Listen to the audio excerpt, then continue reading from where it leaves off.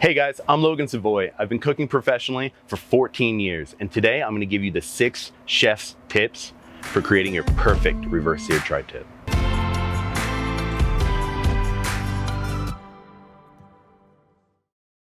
Tip number 1 is your prep or mise en place. So we're going to start out with these 3 tri-tip.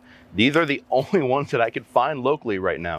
So they're not very big, but we want to make sure that we're going to trim off all the excess fat that we don't want, and then we're gonna let them come down closer to room temperature. Room temperature, really? No. Out of the refrigerator at 41 degrees, yeah, by the time I throw them on the grill, maybe they're at 45 or 48. That's perfect.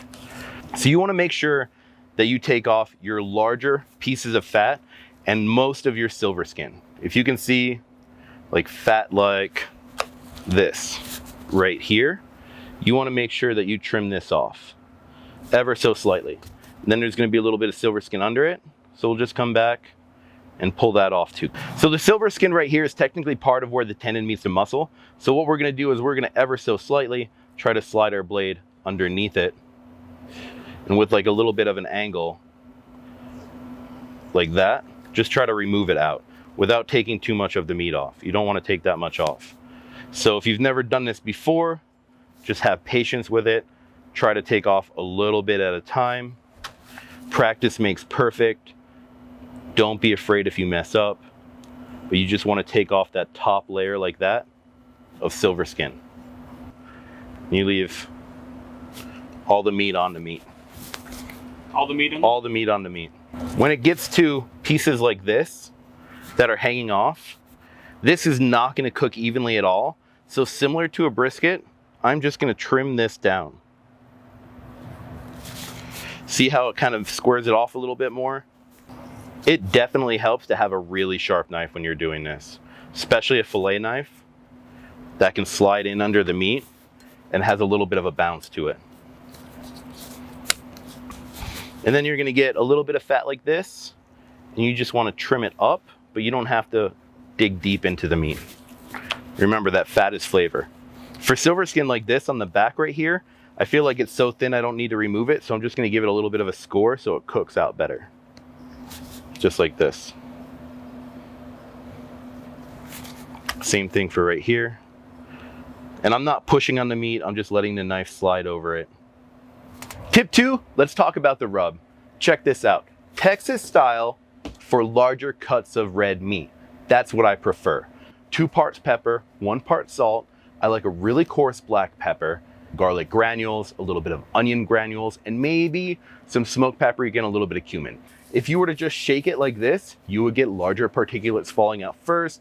All the small stuff sinks to the bottom. You don't want to do that. So you want to make sure that you reach in, season it by hand. I have a little bit of avocado oil right here. Just going to drizzle some on the top like this.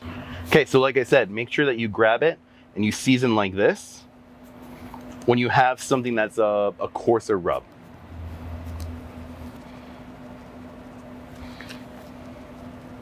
And one more thing, all of the extra seasoning, don't pick it up or try to blot your steak into it. It's gonna be really, really salty and crusty. Tip 3, let's talk about temperature. I'm gonna throw these 3 tri-tip on the Woodwind Pro at 300 degrees. We're gonna roast these off. What I mean by that is we're not smoking them. We're gonna throw them on there at 300 and take them till they're about 118 degrees. That's it. It's gonna be maybe an hour, so not a long-term smoke. But because of that, I still want a smoke ring on here. I still want a bark. So I'm gonna load up the smoke box with extra wood to ensure that these get that lovely kiss of smoke in that short amount of time. Tip number 4, these are totally done smoking, so we're gonna sear them, reverse style. So I have the sidekick ripping. We're gonna add a little bit of oil to it. We're gonna take them immediately off the grill onto that sidekick and sear them, and then let them rest. You can definitely see the red from the smoke on it.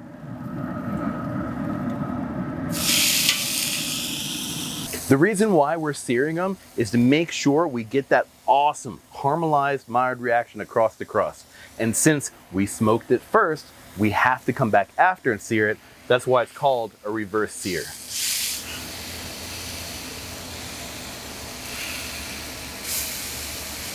This is exactly what we're looking for.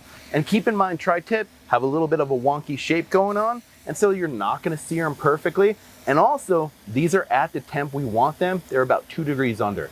So you're only giving them about 30 seconds to 45 seconds in each side of the sear, otherwise you might overcook them. Let's remove these and let them rest. Tip number 5, rest your meat. As you can see, if you rest properly, you're not dripping out a lot of juices. And so that's what we're going for, is them coming down to temperature slowly while keeping the juices inside instead of cutting them immediately and spilling the juices out. And the heat differential is the temperature of the beef itself or your protein and the environment. And so we're outside today, it's about 92 degrees. These were 120, 122 when we pulled them. So that temperature has a shorter heat differential, and that's okay. If you were to cook something and it was colder outside, you definitely want to rest these maybe in a cooler or clear wrap them. That way they don't lose a lot of that temperature as they're coming back down. And as far as the amount of time you want to let them rest, technically you could let anything rest half the amount of time it's cooked. If you had these cooking for 45 minutes, you can definitely let them rest for, I don't know, 22 minutes. That would be fine. But that's very situational. If you let them rest out for 22 minutes, they might get a little bit too cold. So then you re-employ your cooler technique.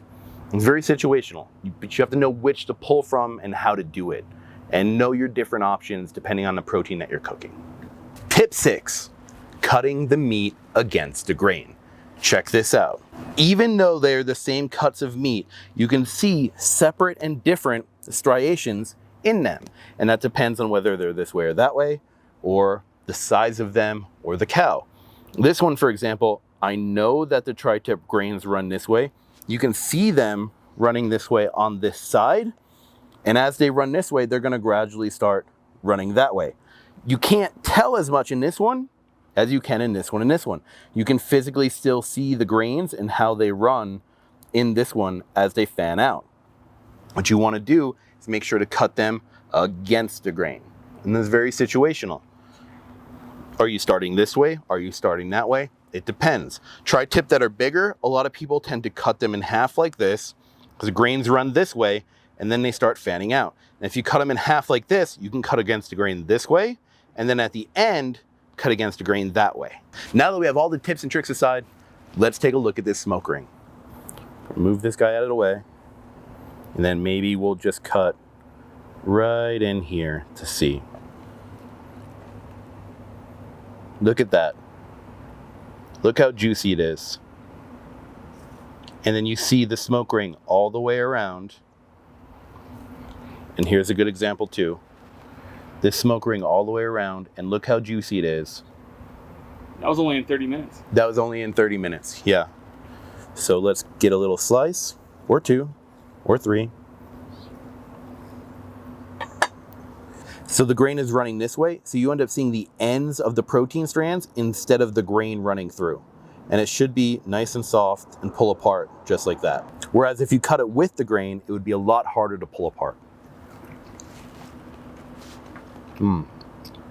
If you're enjoying our content, make sure you like and subscribe, follow us, and stay tuned for more amazing videos. My name's Logan and I'm gonna give you 6 tips on how to reverse sear your tri-tip more perfectly than you've ever perfectly reverse seared a tri-tip ever in your entire damn life. Let's go.